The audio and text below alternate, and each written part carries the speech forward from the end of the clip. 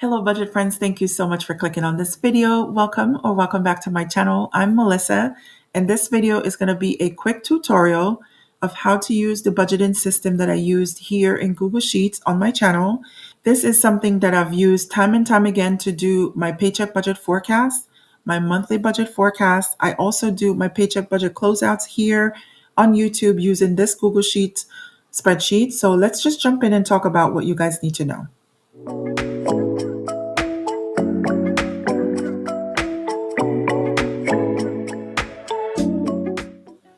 All right, you guys. So first up, I do have on this sheet that we're on, which is the category list, I do have a few instructions, and let's just jump in and go over them. The first one says on the paycheck allocation sheet, the areas highlighted in gray is populated automatically from the transaction log, so do not delete. So let's jump over to that paycheck allocation sheet. So as you can see here, there are some areas highlighted in gray. Those have a formula, and that's the reason why I don't want you to delete it, especially in the actual columns. So this actual column here is what's populated with everything that you will enter into the transaction log. So let's take a look at the transaction log. As you could see, I have some transactions entered here. That is the reason why we have some numbers already populated into this budget spreadsheet. So now, if you haven't seen me use this, I would recommend that you go back and take a look at a few of the videos on my channel that I have used this to either do a paycheck budget forecast or to do a paycheck budget closeout. It will help you. All right. So now let's just finish up with the instructions. Number 2 says, on the left of this sheet are the categories that should correspond to the categories listed on the paycheck allocation sheet. Make sure that the spelling match what's on the paycheck allocation sheet, or else the numbers from the transaction log will not populate. So you do have to make sure whatever you enter here, and I've given you some examples, when you start to use this budget sheet, change it to whatever you want. Whatever your category groups are, whatever your categories are, I've just put some things in there to give you guys a head start. So I have income, fixed bills, variables, debt, and savings listed here on the paycheck allocation sheet. I have savings, fixed bills and expenses, variable expenses, and debt. Now, say for instance, you did have a Discover card. Let's put that in here. And your budget was $150 for the month. I'm just going to enter that there. I want to show you that. Let's put Discover card. Okay. Now on the category list, why I'm doing this, I want to show you that listed here, it only says Discover. So now let's just go in and enter a transaction for the 10th of August, and it's going to be credit card payment. This is what I do for my budget. And say it goes to Discover. As you can see, I have typed a D and an I. It brings up Discover and dining out, and that's how this will help you. You don't need to click through and scan through the column in the category to find the one that you're looking for. Just start typing, it will come up. Okay, let's do this again. Now there we go, and say you paid $150. Once you type an amount into column E, column F will populate with a checkbox. The checkbox for me is just a way to reconcile my budget. After I've made the payment and it's cleared my bank, I go in. When you guys see me come in, I do put a check. It highlights it green and it strikes it out. I used to use credit cards to supplement my income, and I used to pay for a few things on a credit card and wouldn't be able to pay for it because my budget was very tight.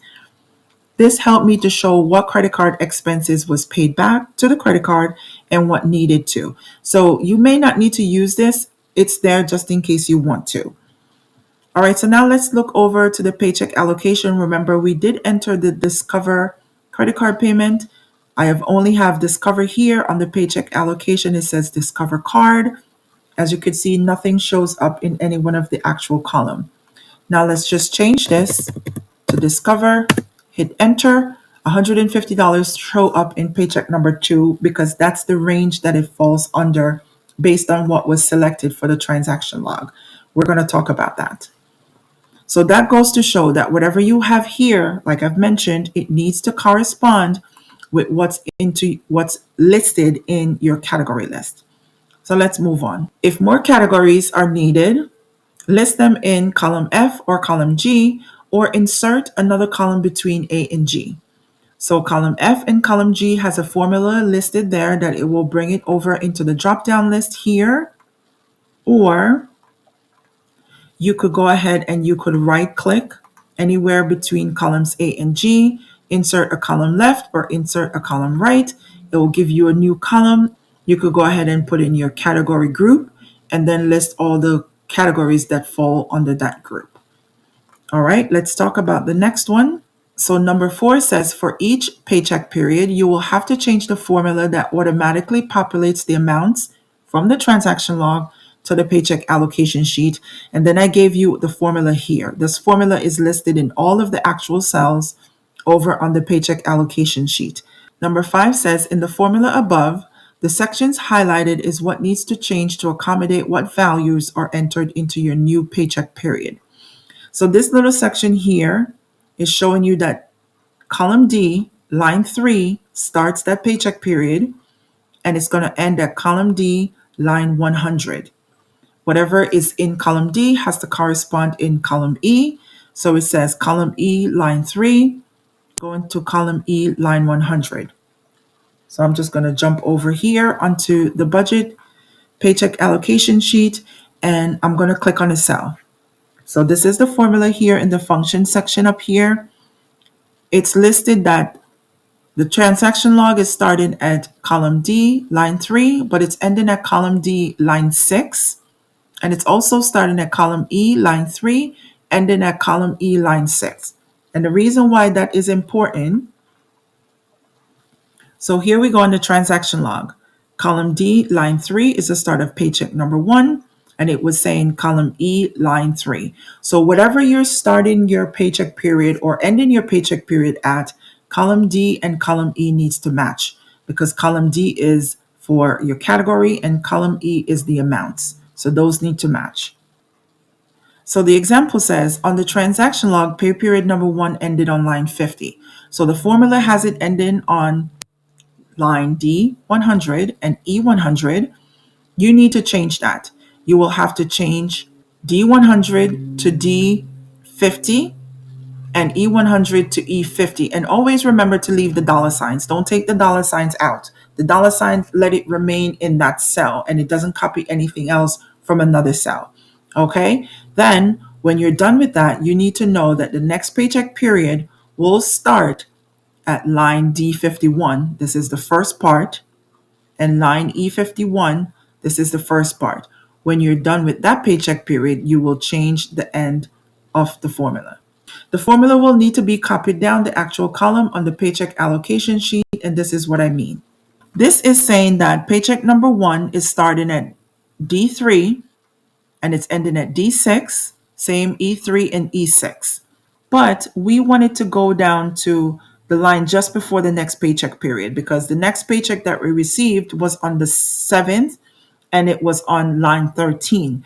So technically, paycheck number 1 was ending on line 12. We need to change that. So we're going to go from D3 to D12 and goes the same E3 to E12. What we're going to have to do now, we're going to have to go ahead and copy that formula down just one, because the total is a different formula. So we find that little blue dot in the corner of the cell, find the plus mark, we're going to click and hold, and we're going to drag it down one. There we go. Now, remember that paycheck number 1 is ending on line 12, so that means paycheck number 2 is starting on line 13. Okay, so we're going to go over to the actual column. It's already starting at 13. So there we go. We're going to start from 13. Make sure the next cell is saying that. What we need to do each time we have changed the lines that the paychecks are starting and ending on, we have to do it also for the categories. So we're going to click down into the emergency fund cell, which is number 9, line 9. We're going to click on there. We're going to change it. Remember that we're going to D12 and we're going to E12. So what we need to do now, we need to copy this formula all the way down. So we're going to find that blue dot in the corner of the cell. We're going to find the plus mark. We're going to click, hold, and drag. Now we're going to stop just before the last total line for all of our categories. Don't copy it to the next total line. It doesn't make any sense, okay? What's going to happen, it's going to mess up this pretty aesthetic that we have going on. So we're going to have to fix that. The easy way to do it, let's go to where we need to fix. We're going to click on column D, the cell before it. We're going to click and hold and drag the formula back over. Now this is just dragging what our format is. If there's a formula listed, it's going to drag the formula. If it's just a format, it's going to drag the format. So there we go.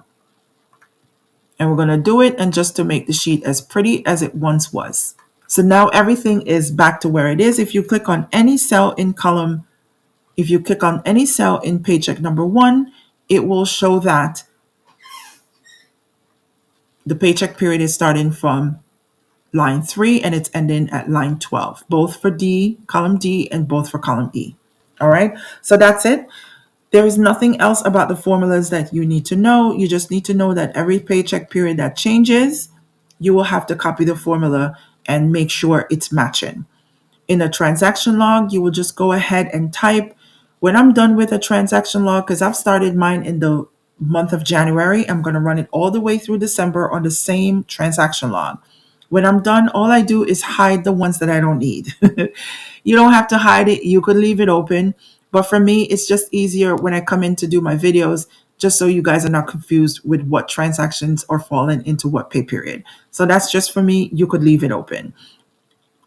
As you can see here, I have the monthly budget listed here. I didn't put any formulas in here to come from the paycheck allocation or the transaction log. You're going to have to enter these values yourself.